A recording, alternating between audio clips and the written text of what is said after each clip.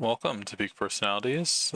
This is a series we'll be doing bi-weekly with me and Nathan. The concept will be going by one series at a time, talking about some of our favorite moments, and for now, we're covering Bleach. This time, we're going to the Upside Down world and picking Shinji Hirako Let's go. for being the trippiest, drippiest motherfucker in Bleach. That's a good one. That's a good one. Oh, Shinji's my favorite. Okay, let's go. This is definitely like top 10 character for me right here. So He's just grown on me so much. His introduction is just so great because when he's first shown, he's upside down. It's great foreshadowing. Everyone knows about it. So we're just going to throw it out at the beginning. And the other great foreshadowing moments is when he pretends to be Ichigo's classroom for some reason, because everyone and their brother's mother is your classmate in anime when they're a new character. He writes his name backwards. I love that. He's like, oh yeah, I'm really good at that. I just wish Kubo liked him as much as I did. So we're going to go into our pivotal moments. So for pivotal moments, it has to be when he says to his group, and he says, let's go. Where the fuck are they going? Are you going to the supermarket? Like, are you missing something? Next thing you know, he's bringing the gang to Aizen for the fake Karakura battle. And Yamamoto's like, are you allies or enemies? He's like, fuck no, we're not allies. Yamamoto puts his hand on his blade and Shinji just stands there unshaken. He's like, yeah, we're Ichigo's allies, but we gotta kick Aizen's can. Back when Menos Grande still seemed to be threatening and a power feat, all of them just destroyed a bunch of Menos using their hollow mask. Love gets that moment where he rips one in half. Hachi splits their heads apart using Keto, which I don't even understand how it's possible, but it is. People really downplay the top three Espada. This group of the Visoreds, they're all lieutenant strength minimum, and they have hollowification. So the fact that most of the captains don't seem to really stress too much about defeating these top three Espada generally just comes down to the power that the Visored are bringing and the stability they're bringing to the fight. So bringing the gang to Aizen very much could have sealed the deal against Aizen if he didn't have Kyoko Sugetsu. Basically, all of their top three Espada fights were vastly streamlined. You had two extra opponents against Harabel. You had extra two components against Stark, and then Hachi assisted with Berrigan. So it's 5 different people helping you clean up the mess of the top three Espada. Which I really liked how they joined that battle. And then as soon as the Espadas came up, I was like, oh, they have no chance beating these guys. And then when I seen them come in, I was like, Visors back in that day, like OG Bleach, the Visors for me, they were like dogs. Like they were not like some wish-wash group. I just found them really fascinating and mysterious. I think they're all unique. You know, even some of them, like they're not all captains, yet they all, even the ones that are like lieutenant level, are still have their own good personality that fits them really well and makes them cool. Yeah. Do you have any plot implications for Shinji?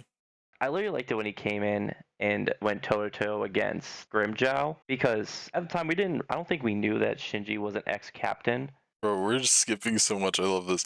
This was my peak moment. I put dunking on Grimjow. He fucking pulls out the mask and he bitch smacks this guy so hard. And then he hit him with the Spaniard guitar and the Sero. I didn't even know we could do Seros for a Shinigami. I was like, what the fuck is this? So, like, yeah, see, this is what I'm saying. There's a lot of crossover here because this is another moment I like with Shinji. At this point, we're just seeing him smack him. It's a really good feat for Shinji, I think. A lot of the captains struggled with the Espada. Basically, Shinji was able to go toe-to-toe with Grimjow and basically slaps him around. Now, how he would go in his resurrection form, it might be a little bit different. Shinji might break a sweat if Grimjow used resurrection.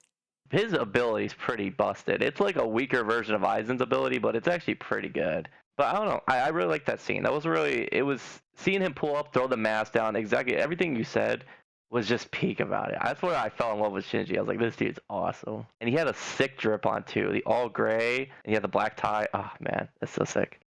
One of the things that was also great about his intervention here, we already knew he was different because he showed Ichigo he had a mask, but just the fact that he can control the mask implies that he's on a different plane than Ichigo at this point, because Ichigo only goes to holification against his will, and he's been tripping the fuck out about it. Yeah. When Grimmjow comes here, this is the first time we see Rukia unveil her power, because her power is being suppressed by the Hogyoku when she was first around Ichigo. So we saw her one-shot one of Grimmjow's Fraction. We're like, wow, that's actually really impressive, and maybe Rukia is in the same ballpark as Ichigo. And then Grimmjow turns around and stabs Rukia with his hand, and we're like, there's no way Ichigo can deal with someone who just one-shot Rukia.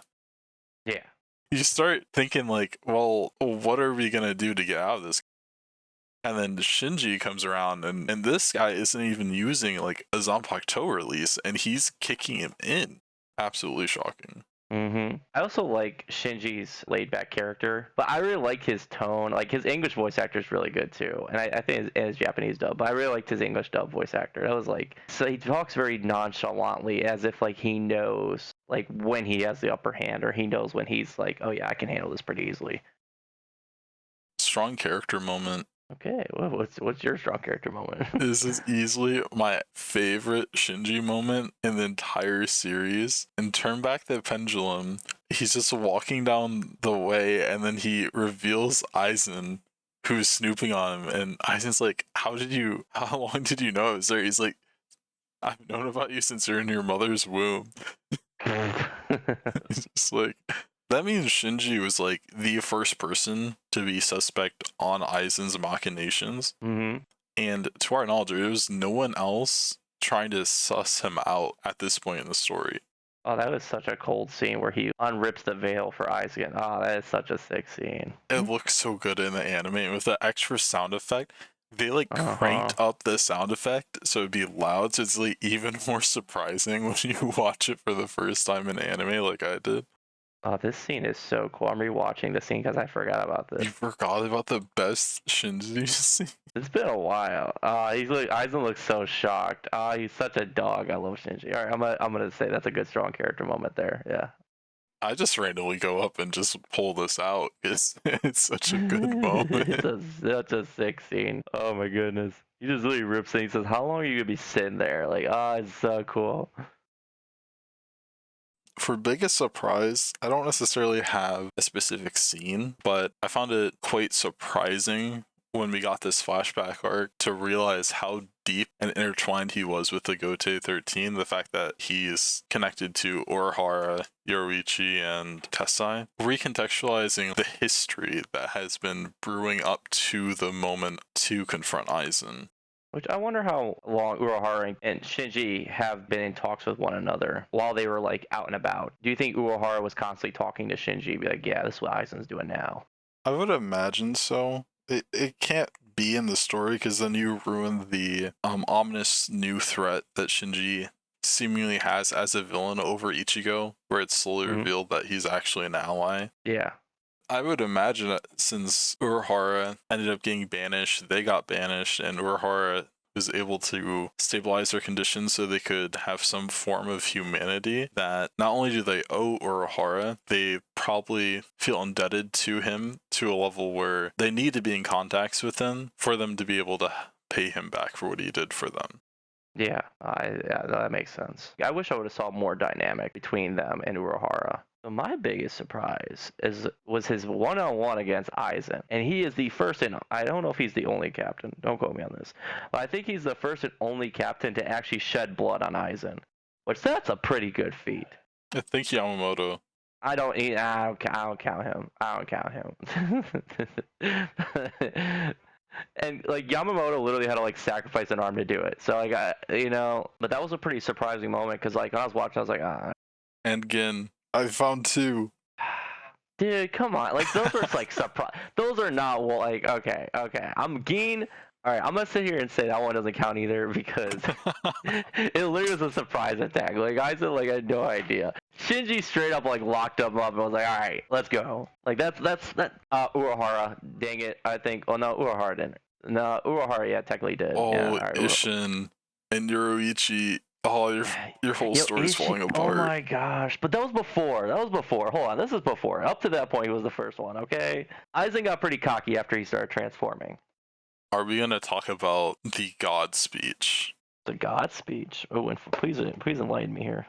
So when Shinji and Aizen, they're like squaring up and they're throwing insults back and forth, and I think repeatedly said this for this series. Shinji is Aizen's only verbal equal when it comes to arguments, like throwing insults back and forth. I think he brings back the "your mother's womb" line during this back and forth. And Shinji makes fun of Aizen for saying like, "Oh, you talk about being independent, but you have the Espada," and Aizen's like, "Well, I have the Espada, but I never told them to trust me. I told them they could follow me, but I never told them to put their trust in me, right?" And Shinji's trying to bring him down a peg, and Aizen says, "All living things believe in someone superior to them and cannot live unless they blindly follow them.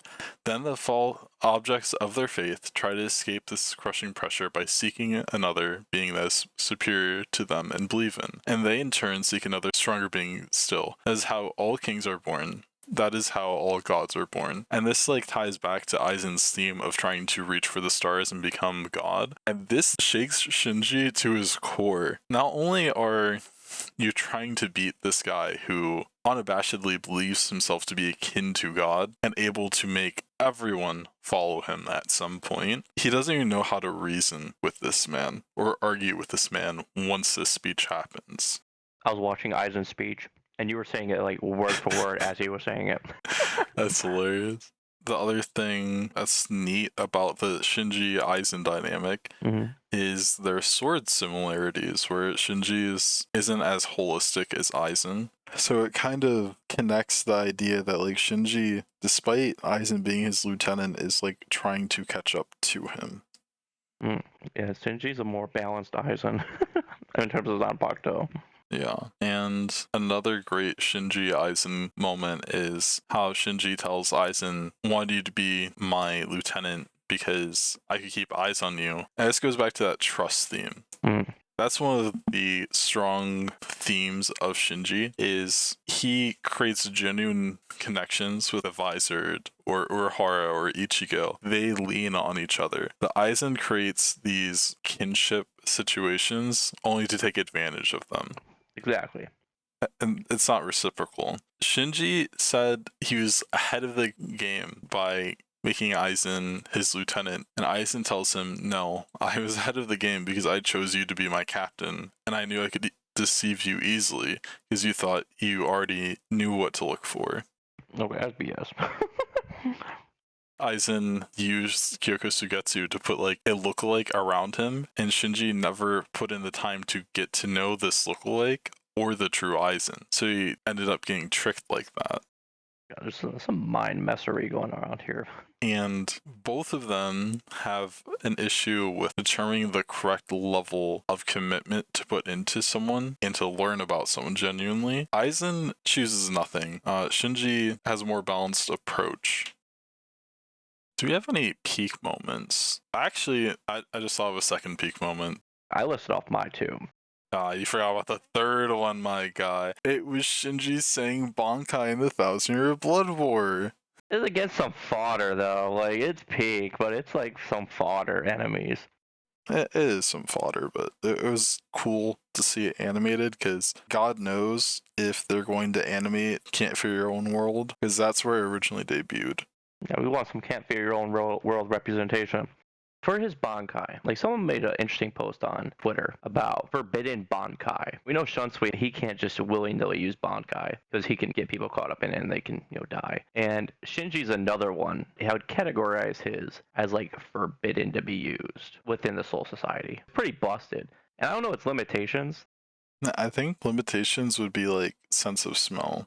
Sense of smell? Because his sword is based on a flower, so Aizen's his activation sense is sight. That's why Tosen could not fall under the effects of Kyoku Sugetsu. Shinji's sense of activation is smell. So if for whatever reason you come into an opponent who doesn't have a nose or can't smell, I don't think they could go under the effects of Ishikai or Bankai.